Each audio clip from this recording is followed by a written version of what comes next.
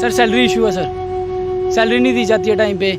पिछले 4 महीने से कंटिन्यूसली हमें सैलरी तोड़ तोड़ के मिल रही है, किस्तों में ही सैलरी मिल रही है। अच्छा, उन्होंने बोला कि मैंने उनको बोला सैलरी के लिए, तो बोलते सैलरी नहीं मिलेगी, अभी किस्तों में सैलरी मिलेगी। मैंने बोला फुल एंड फाइनल का मतलब होता है एक हाथ सैलरी दो, दूसरे हाथ रिजाइन ले लो आपका। मैंने वो बोला कोई बात नहीं, अगर सैलरी नहीं देनी है आप लिख के दे दो मेरे को, किस्तों में सैलरी देनी, इतनी तारीख को इतनी डेट को आपको सैलरी मिलेगी। मेरे को पहले ये जिस दिन आज से कोई 20 दिन पहले मैंने कह रहे थे फोर्सफुली, उन्होंने मेरे को कहा कि रिज़ाइन दे दे। तो मैंने कहा कोई नहीं, मैं रिज़ाइन दे देता हूँ, मेरा पूरा हिसाब कर दो। इन्होंने मेरे को मार्च और अप्रैल की सैलरी मांगी मैंने उनसे, तो ये देने के लिए तैयार हो गए। मैंने उस टाइम रिज़ाइन नहीं दिया, मैंने कहा कि मैं बाद में दे दूँगा रिज़ाइन, क्योंकि अभी मैं कहीं जा नहीं सकता। मैं रेंट पे रहता हूँ यहाँ पे, मैं किराया देना है मैं इस टाइम। संयोग एंटरप्राइजेज प्राइवेट लिमिटेड, ये नाम आपने ज़रूर सुना होगा, क्योंकि ये नाम अक्सर विवादों में ही रहा है। कभी इंजेक्शन को लेकर तो कभी ग्लूकोज की प्राइस को लेकर ये विवादों में है। और आज एक बार फिर से ये संयोग एंटरप्राइजेज प्राइवेट लिमिटेड के बैनर तले एडीबी यानी कि आपका दवा बाज़ार एक बार फिर से विवादों में है। विवादों में इसलिए है क्योंकि इस समय हमारे साथ एडीबी के यानी कि संयोग एंटरप्राइजेज प्राइवेट लिमिटेड के बैनर तले जो एडीबी है, वहाँ पर काम करने वाले कर्मचारियों का ये आरोप है कि उनको सैलरी नहीं दी जा रही है। कोविड-19 चल रहा है, हम सब जानते हैं। देश के प्रधानमंत्री नरेंद्र मोदी ने भी कहा था कि आप लोग सैलरी मत काटिएगा, लेकिन इनको सैलरी नहीं मिल रही है, काम किए जा रहे हैं, सैलरी नहीं मिल रही है। आखिर पूरा माजरा क्या है, पूरा मसला क्या है, इन्हीं से हम बात करेंगे। क्या नाम है आपका? जी बबलू कुमार नाम है मेरा। बबलू, कब से काम कर रहे हैं आप इसमें संयोग फार्मेसी में? सर लमसम कोई 2 साल होने वाले हैं। 2 साल हो रहे हैं। जी हाँ। क्या दिक्कत क्या आ रही है? सर सैलरी इशू है सर, सैलरी नहीं दी जाती है टाइम पे। पिछले 4 महीने से कंटिन्यूसली हमें सैलरी तोड़ तोड़ के मिल रही है, किस्तों में ही सैलरी मिल रही है। अच्छा, परसों की बात है सर, मैं गया था एडीबी में आपका दवा बाज़ार में सैलरी के लिए। सैलरी लेने जब गया प्रवीण सर के पास, प्रवीण सर ने सीधा बोला कि नीचे एचआर में जाओ। मैंने उनसे पूछा एचआर में क्यों जाना है, तो वो कह रहे हैं एचआर में इसलिए जाओ कि रिज़ाइन दे दो अपना। मैंने कहा सर सैलरी तो अकाउंट में आएगी, अकाउंट सेशन में जाना पड़ेगा। कह रहे नहीं, आप नीचे एचआर में जाओ, एचआर में जाके फुल एंड फाइनल करो और अपनी सैलरी ले लो। मैंने कहा सर मैं आगे काम करना चाहता हूँ, मैं रिज़ाइन नहीं देना चाहता। तो वो फोर्सफुली हमें फोर्स कर रहे हैं कि आप रिज़ाइन दे दो, फिर हम आपकी सैलरी देंगे। सर अगर हम रिज़ाइन दे देंगे, रिज़ाइन देने के बावजूद भी हमें सैलरी नहीं मिल रही है। क्यों, क्या अगर हम सैलरी रिज़ाइन कह रहे हैं कि वो कह रहे हैं रिज़ाइन दे दो, अगर हम रिज़ाइन दे दो उसके बाद भी हमें सैलरी नहीं दे रहे हैं, तोड़ तोड़ के सैलरी मिल रही है। फिर भी क्या कह रहे हैं कि हमने सैलरी नहीं देनी है, आप अपना रिज़ाइन दे दो। सैलरी नहीं देंगे और रिजाइन भी मांग रहे हैं? जी बिल्कुल सर। तो कारण नहीं पूछा आपने कि क्या कारण? हमने पूछा, कह रहे हैं कि कंपनी लॉस में चल रही है। सर कंपनी लॉस में चल रही है, एम्प्लॉय लॉस में थोड़ा ना चलेगा। एम्प्लॉय को तो अपना सैलरी चाहिए। सर मैंने मार्च और अप्रैल और मई का काम किया हुआ है, कंटिन्यूसली सर मैं आया हूँ, लेकिन फिर भी मेरे को कह रहे हैं कि रिज़ाइन दे दो। सैलरी मांग रहा हूँ तो सैलरी पे यही कह रहे हैं कि रिज़ाइन दो। और सर हमारे साथ बड़ी बदतमीजी तरीके से बात करते हैं। आपका क्या नाम? सर मेरा नाम भगवान दास है, मैं बेसिकली हिरना कठुआ से हूँ, यहाँ पे रेंट पे रहता हूँ मैं। जब इनसे सैलरी लेने के लिए मेरी सैलरी, पहले मुझे ये बताएं कितना समय हो गया आपको यहाँ? 2018 में ज्वाइन की थी, ये 2 साल हो गए लगभग। 2 साल हो गए लगभग। तो जब भी सैलरी मांगने के लिए मेरी फरवरी मार्च अप्रैल मई की पेंडिंग सैलरी इनके पास है। जब भी लॉकडाउन में मैं काम करने आ रहा हूँ, जबकि मैं हीरानगर से जहाँ पे आया हूँ लॉकडाउन में काम कर रहा हूँ इनके पास, बट फिर भी ये सैलरी नहीं दे रहे हैं। जबकि मैं प्रवीण गोयल साहब के साथ गया था सैलरी के लिए, उन्होंने बोला नीचे जा फुल एंड फाइनल कर ले। मैंने सर उनको बोला सर फुल एंड फाइनल क्यों करूँ? प्रवीण गोयल कौन है? जी सर क्या नाम ओनर है। अच्छा। बट इनके ओनर जो दिल्ली में बैठे हैं शिव कुमार गोयल है वो। अच्छा। तो इधर प्रवीण कुमार गोयल बैठे हैं। तो जब भी उनसे सैलरी के लिए गया मैं, तो बोलते फुल एंड फाइनल कर दूँ। मैंने बोला फुल एंड फाइनल क्यों करना है, जबकि मैं काम कर रहा हूँ लॉकडाउन के दौरान, मैं आपके काम कर रहा हूँ, यहाँ पे फुल एंड फाइनल क्यों करना मैंने? तो मैं फिर मान के फुल एंड फाइनल के लिए मान गया उनके साथ। तो उन्होंने बोला कि मैंने उनको बोला सैलरी के लिए, तो बोलते सैलरी नहीं मिलेगी, अभी किस्तों में सैलरी मिलेगी। मैंने बोला फुल एंड फाइनल का मतलब होता है एक हाथ सैलरी दो, दूसरे हाथ रिजाइन ले लो आप। तो बोलने लगे ऐसा कुछ नहीं होगा आपका। मैंने वो बोला कोई बात नहीं, अगर सैलरी नहीं देनी है आप लिख के दे दो मेरे को, किस्तों में सैलरी देनी, इतनी तारीख को इतनी डेट को आपको सैलरी मिलेगी। तो उन्होंने वो भी साइन करने से मना कर दिया। हमने जब उनको बोला कि सर ये तो करना पड़ेगा ना आपको, बोलता नहीं करना पड़ेगा। जब मेरी सैलरी 30,000 बनती थी, उन्होंने 3,000 कल देने के लिए मंजूर किया कि 3,000 मैं तेरे को देता हूँ। 30,000 में से 3,000, जबकि 3500 मेरा रूम का रेंट है, बाहर रह रहा हूँ, खा पी रहा हूँ बाहर रह के मैं।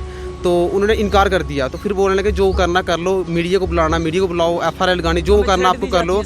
हमें अलग अलग बंदे को टार्चर किया जाता है, जो करना कर लो आप, हम सैलरी नहीं देंगे, अब तो नहीं देंगे आपको। कितने कुल मिलाकर कितने ऐसे कर्मचारी हैं जिनके साथ ऐसा हो रहा है? कम से कम 18-20 बंदे होंगे 18-20? हाँ, जिनके साथ हुआ है, वो पहले हुआ है, जिनके साथ हुआ है उन्होंने FRI लगाई है इनके खिलाफ, लेबर कोड में भी FRI लगी है, मीडिया में भी वो ये न्यूज़ का PNB, बट फिर भी कुछ नहीं हो रहा इनके कोई एक्शन नहीं है। आपका क्या नाम है? मेरा नाम रविंद्र कुमार है, मैं बेसिकली मानसर से हूँ। मैं यहाँ से 2015 में आया था, यहाँ पे ज्वाइनिंग की थी मैंने। 2015 से, यानी कि 4 साल से आप? हाँ, 4 साल से हूँ। लेकिन मेरे को फोर्सफुली इन्होंने क्या कहा कि मैं लॉकडाउन में भी आ रहा था काम करने, लेकिन इन्होंने मेरे को ज़बरदस्ती मेरे से रिज़ाइन मांगा। मैं 1-2 दिन नहीं आ पाया क्योंकि लॉकडाउन चल रहा था, उसकी वजह से मेरे को पुलिस वाले ने रोका, मैं नहीं आ पाया।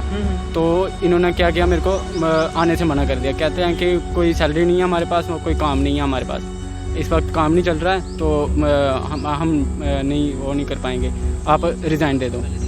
तो मेरे को पहले ये जिस दिन आज से को 20 दिन पहले मैंने कह रहे थे फोर्सफुली, इन्होंने मेरे को कहा कि रिज़ाइन दे दे।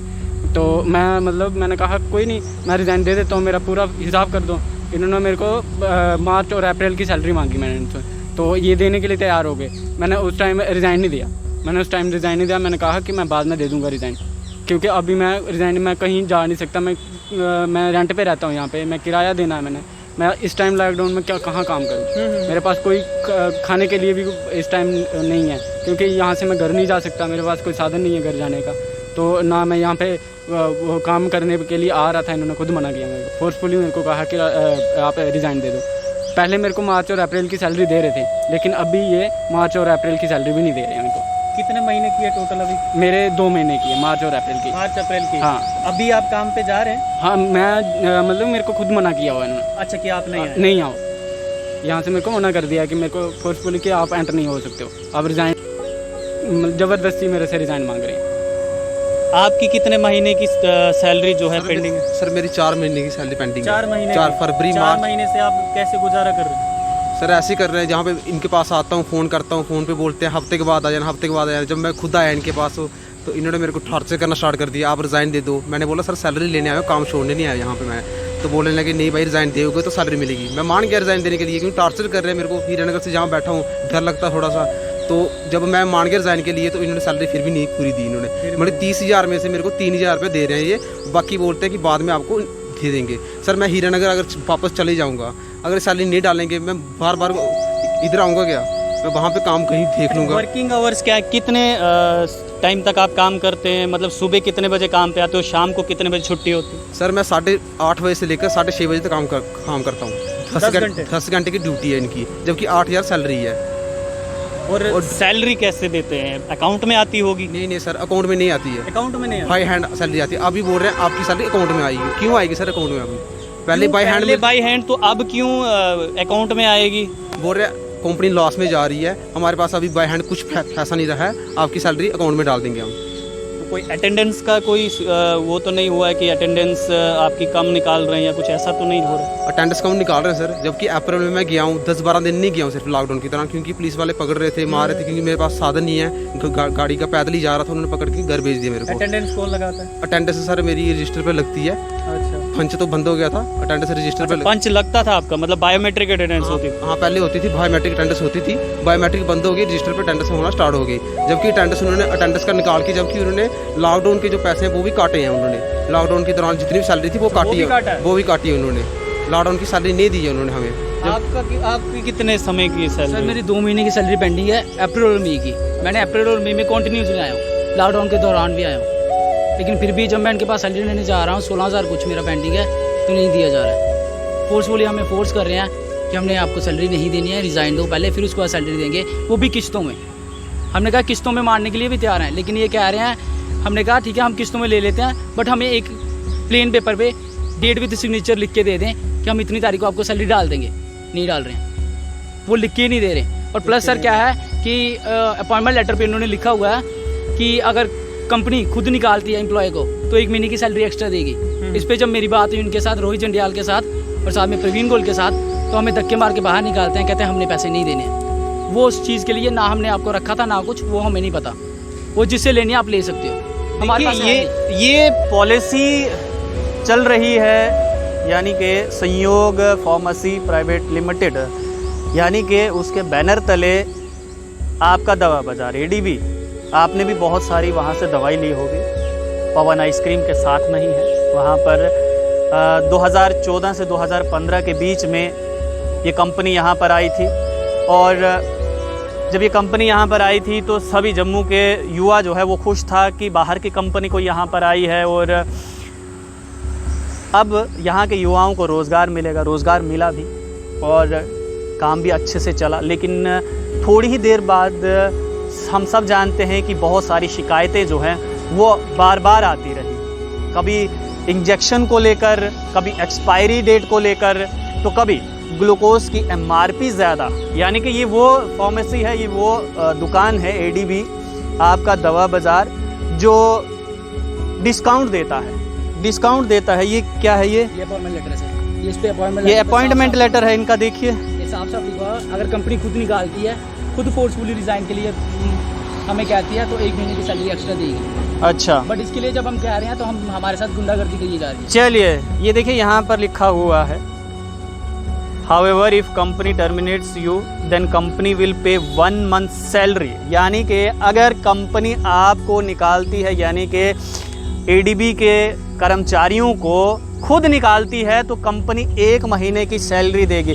और तभी कंपनी जो है वो इनको निकाल नहीं रही है, वो इनको फोर्सफुली ये कह रही है कि आप लोग अपना रेजिग्नेशन हमें दीजिए ताकि उनको 1 महीने की सैलरी ना देनी पड़े। देखिए लॉकडाउन चल रहा है, हम सब समझते हैं कि हर एक को दिक्कत है, लेकिन देश के प्रधानमंत्री नरेंद्र मोदी ने कहा था कि लॉकडाउन के चलते आप अपने मुलाजमों को मत निकालिएगा और उनकी सैलरी को मत रोकिएगा। उसके बाद जो है बहुत सारी कंपनीज ऐसी थी जिन्होंने न्यायपालिका से ये गुहार लगाई कि उनका कारोबार जो है वो बंद है, वो तनख्वाह नहीं दे सकते। उस पर भी न्यायपालिका ने उन पर एक टिप्पणी उनके लिए रखी थी। लेकिन ये संयोग फार्मेसी है, एसेंशियल सर्विसेज में आती है, यानी कि ये मेडिसिन की कंपनी है, यहाँ पर दवाइयाँ बिकती हैं। और ये कंपनी बंद नहीं हुई थी, ये काम कर रही थी और ये लोग भी काम कर रहे थे। काम तो कराएंगे लेकिन सैलरी नहीं देंगे और उसके ऊपर ज़बरदस्ती भी करेंगे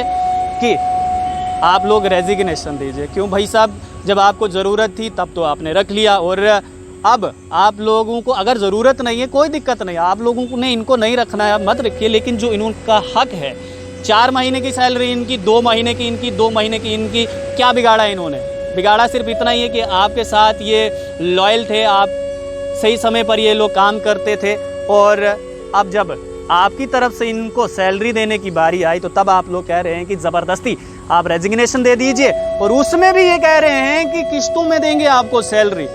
पहली किस्त फुल एंड फाइनल वाली का पहली किस्त उसी समय पर दे देंगे, दूसरी किस्त का अता पता नहीं। ऐसे में क्या होगा इस संयोग फार्मेसी में जितने भी अभी कर्मचारी काम कर रहे हैं? आप खुद ही नीचे कमेंट बॉक्स में ज़रूर लिखिएगा कि अगर आपके साथ ऐसा हो तो आपको कैसा लगेगा। आप लोग देखते रहिए early post. Cameraman Shyam ji के साथ देव ठाकुर, जम्मू।